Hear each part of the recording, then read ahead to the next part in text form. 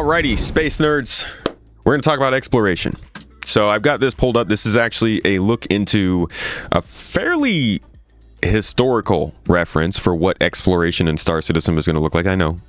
It's triggering. It's going to be all combat. They don't have no idea what exploration is. They lay it out here. This is long distance exploration, and we're going to get to this. But first, the actual mining changes coming from 4.9 are kind of leading us in that direction. Now, a lot of folks don't want to hear about this kind of gameplay because they want to discover new planets, but a lot of this gameplay is going to be about discovering resources. And an update in 4.9 has made that much easier for folks. Here in this update, Pleasant Following says, because I don't have the official patch notes for it yet, when you do this now when you enter scan mode and ping, you automatically perform a focused scan, so you actually get the information from the rocks that you're pinging. When you do this on a scan return, it will automatically identify what it is. You don't have to fly 20 kilometers to find out what you've pinged.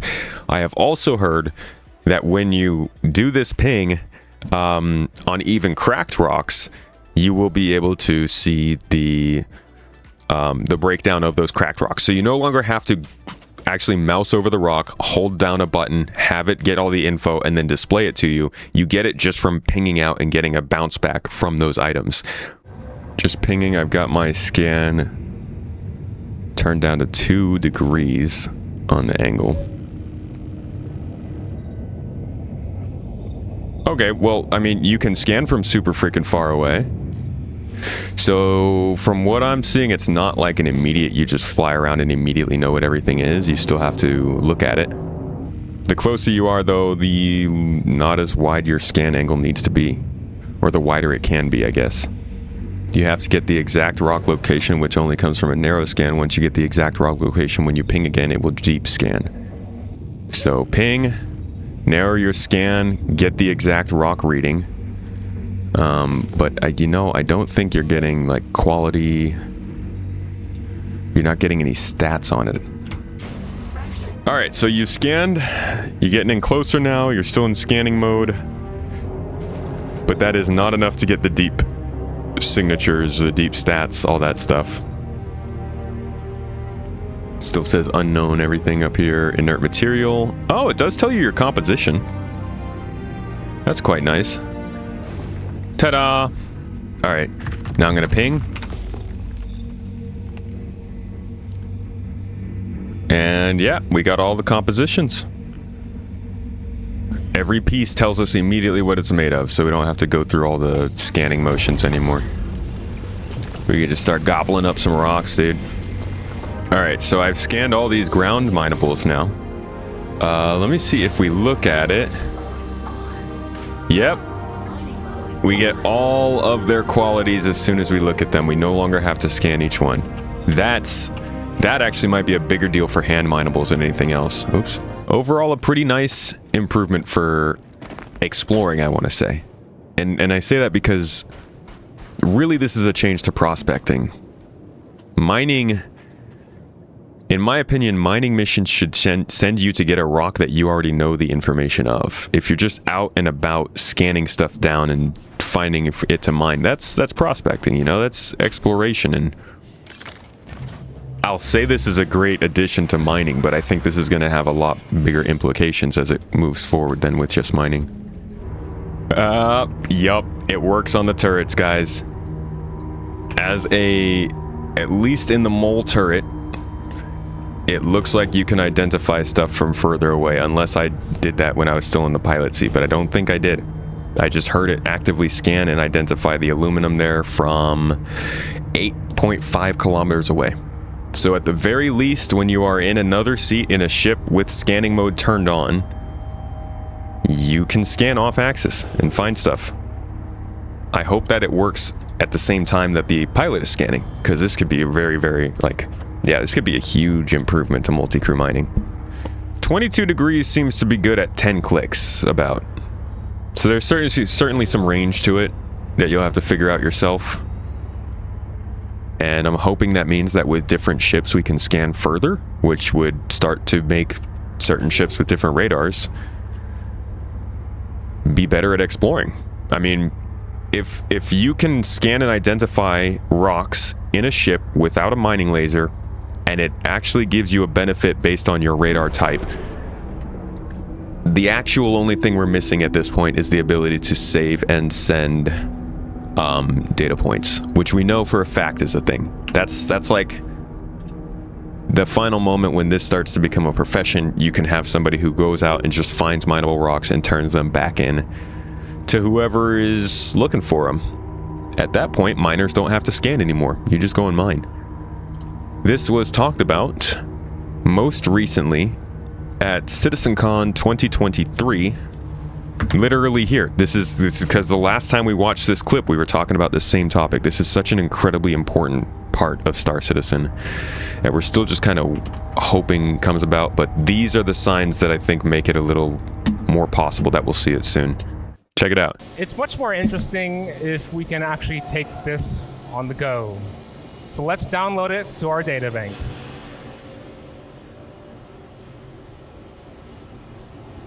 As you'll notice, we now have the representation of the environment in the upper left corner of our visor.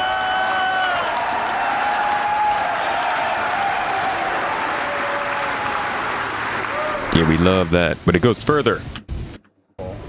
You may encounter run-down settlements, or you might come across a cave that no one else has ever set foot on before.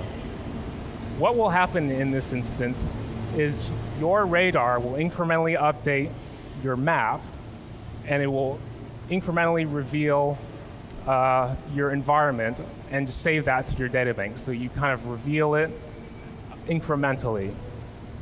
So this map, what we see in the upper left corner of our visor, is not really just a map. What it really is actually data. It's our radar. And we can see contacts on our radar as we scan.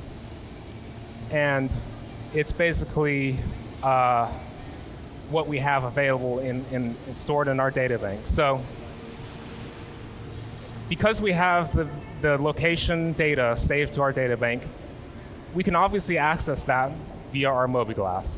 So let's go ahead and pull it up in our mobiGlas, because this is going to get really... He goes further eventually to show off the ability to like save points on the map somewhere around here, and then talks about the idea of what that would mean for everybody else, because you could save the point, send it to a friend, and then they could go and follow it somewhere else. See if I can find that. But all this stuff is explained to show where exploration is going.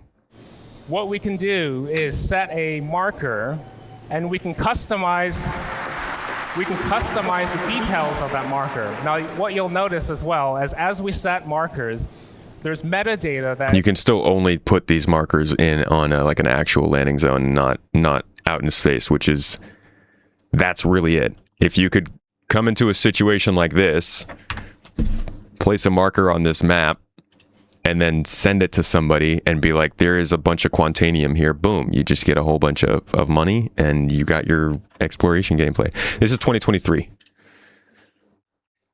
Is encoded into each of these markers on top of the customized name that we can specify. So we can mark as many markers as we want in this map. And these are all saved to our data bank. And we can eventually share these markers and even sell these markers on the market. And there you go. The thing about now, it's just talk. I know, it's just a stage. It's CitizenCon. It's same old, grain of salt, all that jazz. But like, people will tell you that there's no plan for exploration in this game. And they have told us in very plain language exactly what an explorer can do. And we're seeing signs of it now coming about with the ability to scan for this stuff. You don't need to be in mining mode. You don't have to have a mining laser. You can just go out into the game and start locating and reporting stuff back to your friends. We're just missing the ability to actually save it.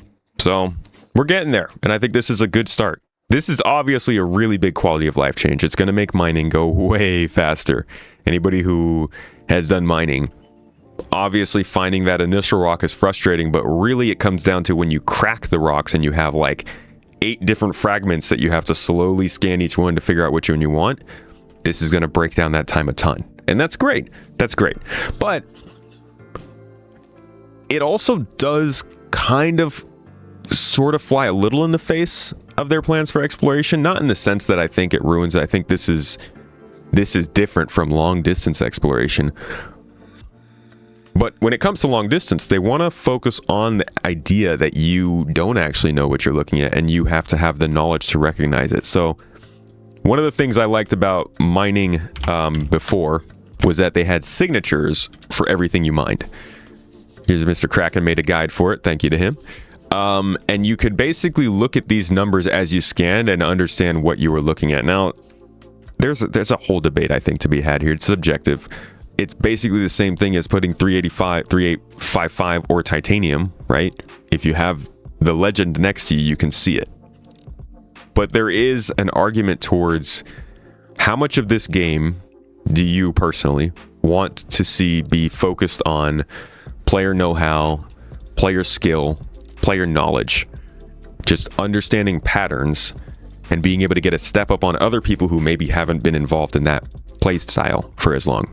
Now, you could say you want it to be completely all based on signatures. If you want to get ahead, you need to have this printed out next to you. That builds some depth there, but then it also kind of makes the game feel like it's making things more difficult just to be more difficult. So I think this is going to be a celebrated change in 4.9, but I think the overall idea of exploring and scanning for things and how we understand what we're scanning is going to be a consistently subjective thing.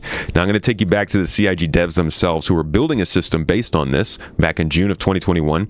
Can't tell you this is still how it's going to be. A lot of this is dictated by Dan Truffin. He's no longer with the company. God, I miss him. He's a pretty cool dude. I like the way he talked about things, but what you'll hear here is the idea of what long distance exploration in Star Citizen will look like. Not something that gets talked about very much. I think something more people should know about, because it's not like CIG has been secretive about the idea of exploration. I just think generally it's hard to find this stuff. Listen in. That a lot of we hadn't actually talked about before, which was long distance probing. So let's start us off. What is long distance probing? Well, long-distance probing is basically a system that we want to introduce where players have a ship somewhere in space and they can send out like probes and place them anywhere in the same system. And those probes will ping and reveal basically objects that are of interest there, or anything that might be there. And those objects could be like mining places, derelict stations, ships, anything that we could imagine that you could find there and we could spawn. And so you find something, then what you have to do there is triangulate. So you have to bring in the probes into position so you get the more precise signal on that. And once the signal strength is enough, you can either decide to generate a quantum beacon that you can basically jump to. You could store that information and sell it to other players. Or what we aim to have there is an analysis gameplay where you basically have a signature, a unique signature of what you found there, and then you compare it on your ship. So basically the drones, the probe sends back the signature and use it on your PC, on the ship, and you compare the signature with everything that you either bought or you collected yourself in the library. And then you get an idea, okay, this might be in Gladius, this could be in a mining field.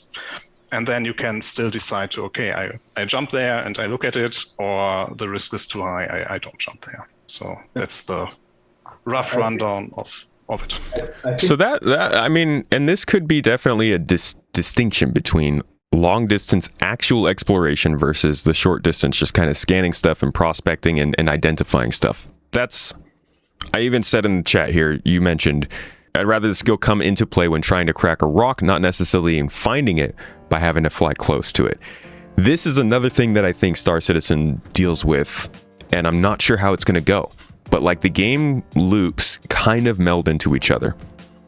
And if you're talking about having a game that allows people to specialize in different things but switch between gameplay quickly, suddenly you have this bleed over where the person who is mining is also kind of doing exploration. But a lot of people like that combination. They think that going out, prospecting, scanning a rock, finding out what's in it is part of the mining loop. Other people would look at mining and say, I don't want to do any of that.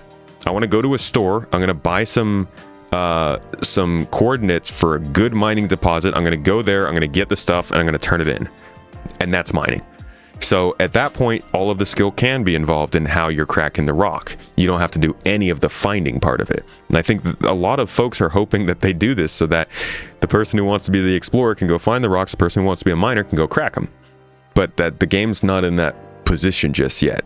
And that happens in every area. You know, you want to be an FPS fighter who's only going to bunkers and getting loot. Oh, I'm sorry, you still have to be a pilot and fly your ship there. Wouldn't it be great if we were in a game where you could just get a ride to a place and not have to fly the ship? So it's a weird thing to go about because we don't have the final design of the game, so we don't know if this even fits into what they want to do or not. We don't even know if this is still real. But I do think that there is a conversation to be had about how much stuff should be exposed to the player. How much should the player have to find out themselves in the game? And how much does the game allow the player to skip that process in the subsequent encounters, you know? Yeah, you shouldn't have to memorize the whole signature chart for the game, but what if the signature chart is right there on your dashboard? Then the difference between knowing it and not knowing it is a couple of seconds that maybe makes you feel better as the person who did memorize it, but doesn't take you out of the game if you didn't. I don't know. All of this is not necessarily speculation, but it's definitely not, we cannot rely on this being the truth going forward. And I can show you why. Actually, it's not hard to find that, I think.